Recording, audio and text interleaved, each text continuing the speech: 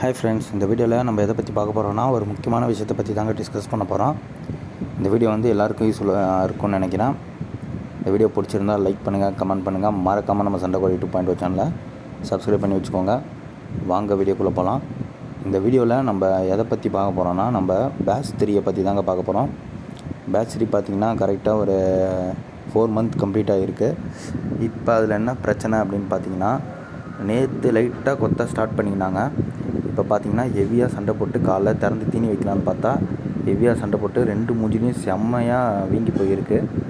பார்த்திங்கன்னா வெளியே இருக்குல்லங்க, அந்த வெள்ளை சேவலும் அந்த ஜாவா சேவலும் தாங்க கொத்தி கொத்தி மேலெலாம் காயம். அது மட்டும் இல்லாமல் மூஞ்சில் முதுகில் எல்லா இடத்துலையுமே காயமாக இருக்குது ரெண்டுத்துக்குமே. என்னடா அப்படின்னு பார்த்தா கொஞ்ச நாள் முன்னாடி தாங்க நினச்சேன், என்னடா ரெண்டும் ஒத்துமையாக இருக்குது, இன்னும் சண்டை போடாமல் இருக்குதுங்களே அப்படின்னு பார்த்தேன். ஏன்னா இந்த பேட்ச் சைடில் பார்த்திங்கன்னா 2 சேவல் 2 பெட்டைங்க.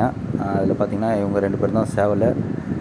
ஏன்னா நம்ம வந்து மொதல் 2 பேட்சில் பார்த்திங்கன்னா மொதல் பேட்ச் வந்து நாய் பிடிச்சிடுத்துங்க, பெரிய கோழியும் கோழி குஞ்சியும். அதால் வந்து அந்த 6மே வந்து ரொம்ப ஒத்துமையாக இருந்துச்சுங்க. கடைசி வரைக்கும் கொத்திக்கவே இல்லை.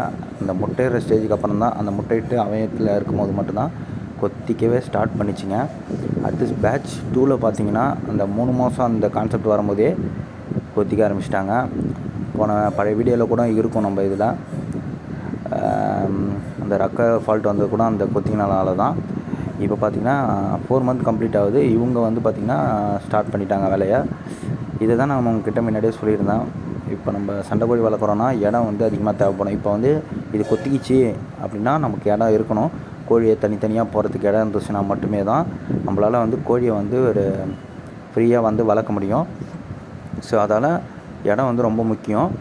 பார்த்திங்கன்னா இவங்க 2 பேரையும் நம்ம என்ன பண்ணோம், மஞ்சள் குழச்சி அதை எண்ணெய் ஊற்றி மஞ்சள் குழச்சி 2 பேர் ஃபேஸ்லேயும் வந்து தடவி விட்டுருக்கான்.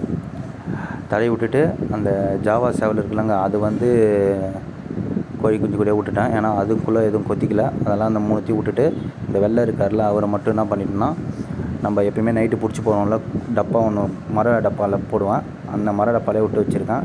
ஒரு 2-3 நாள் வந்து அப்படியே விட்டு தீனி போட்டால் தான் வேலைக்கு ஆகும். இல்லைனா வந்து திரும்பி காயம் அதிகமாச்சுன்னா, ஏற்கனவே வந்து உப்புன்னு வீங்கி போயிருக்கு அவருக்கு மூஞ்சி. நம்ம திரும்பி மீன் வந்து கூடயே விட்டுருந்தோம்னா இன்னும் கொத்தி கொத்தி காயம் அதிகமாகி ரணம் அதிகமாகி வேறு அதிகமான ஆபத்து வராமல் தடுக்கிறதுக்கோசரம் இப்போ வந்து தனியாகவே 2 பேரையும் விட்டு வச்சுருக்கேன்.